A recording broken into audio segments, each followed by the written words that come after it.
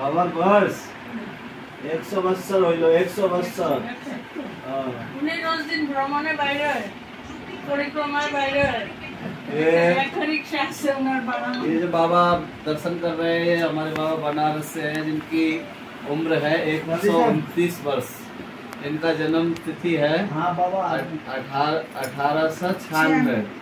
तो बाबा बहुत पद्म श्री प्राप्त है मोदी जी के द्वारा, आप देख सकते हैं। और हमारे गुरुदेव श्री श्री 108 श्री प्राण कृष्णदास बाबा जी जो 100 साल के हो चुके हैं।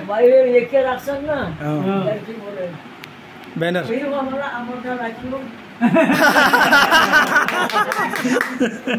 एक बार फिर से बताइए।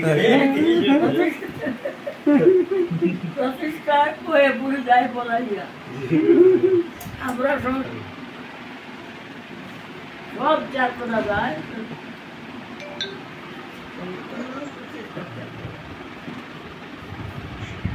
প্রতিষ্ঠা সুবলের নিষ্ঠা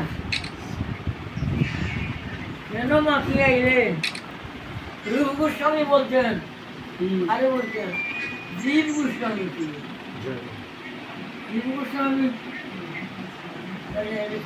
दिग्विजयी দিগ্বিজয়ী দিগ্বিজয়ী এইখানে পণ্ডিতের বাক্সে রূপসনাতন আছে।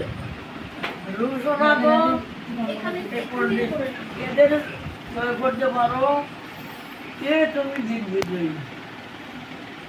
রূপসনাতন আপনারা আমরা হরাস্ত